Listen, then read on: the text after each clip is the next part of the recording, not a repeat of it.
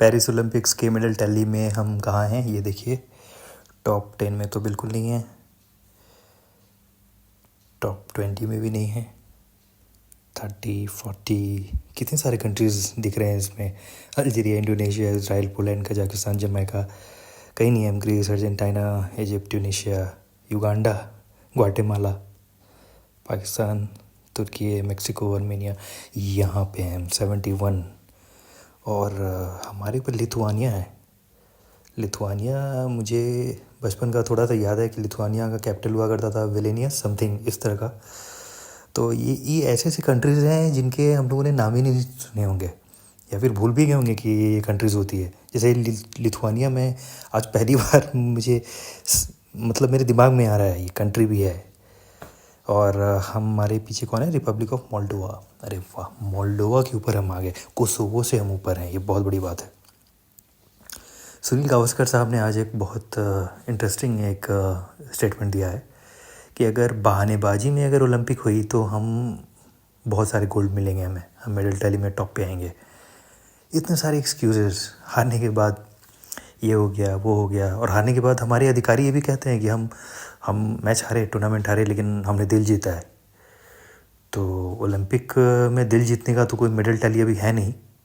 कल होकर अगर वो एक प्रतिस्पर्धा हुई तो उसके लिए हमें एक अलग मंत्रालय ज़रूर बनाना चाहिए, डिपार्टमेंट ऑफ दिल जीतना, वही कर सकते हैं हम। और ये सुनील गावस्कर साहब ने आज ये भी कहा है कि प्रकाश पादुकोण को वो मानते हैं कि भारत का सर्वश्रेष्ठ स्पोर्ट्स पर्सन।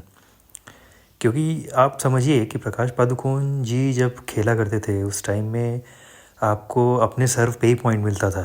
आज की तरह नहीं कि आपने ओपोनेंट के सर्व को ब्रेक किया उसका भी आपको पॉइंट मिलेगा, नहीं, पहले आप सर्व ब्रेक कीजिए फिर अपने सर्व पे आपको पॉइंट मिलेगा, जो पुराना रूल था। इस रूल में उन्होंने दिग्गजों को हराया, वर्ल्ड के नंबर 1 थे। और ओलंपिक तो तब बैडमिंटन तो था नहीं। तो उतने बड़े दिग्गज ने जब कहा कि अब समय आ गया है कि भारत के जो स्पोर्ट्स पर्सन्स हैं उन्हें भी अकाउंटेबिलिटी लेनी पड़ेगी, उसमें भी हो हल्ला मच रहा है।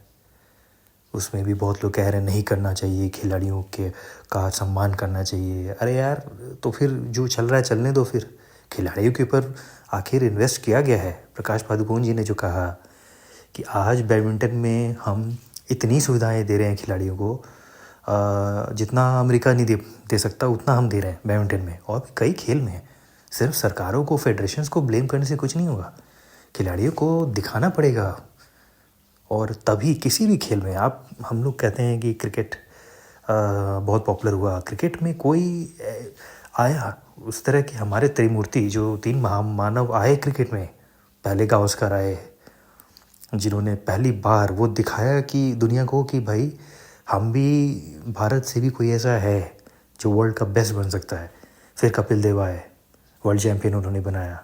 फिर सचिन आए जिन्हें पूरी दुनिया ने सलाम किया। तो उस तरीके के भी हमें चाहिए, लोग चाहिए, और आते हैं समय समय पे। निशानेबाजी में अभिनव बिंद्रा ने जो एक रास्ता खोला था, उसके बाद से मेडल तो हम जीत रहे हैं। और जो नीरज चोपड़ा ने जो जीता गोल्ड पिछले बार, इस बार तो वो अपने बेस्ट में नहीं थे, लेकिन जो गोल्ड जीता था टोक्यो में, उसके बाद हमें रुकना नहीं है अब उन पे। वो पर्सनैलिटी कल्ट के बजाय वो भी ये चाहेंगे कि उनके जैसे 10-20 और हमें नीरज चोपड़ा तैयार करने हैं। तो इसलिए ये समय आ गया है कि हम अब थोड़ा सा क्रिटिक बने एक दूसरे का। बिना आलोचना के, बिना क्रिटिक बने डेवलपमेंट नहीं हो पाता। तो ये खिलाड़ियों को की तारीफ़ की जाए केवल, उन्होंने दिल जीता है, इससे कुछ नहीं होगा। हम संतुष्ट हो जाएंगे जहाँ पे हैं।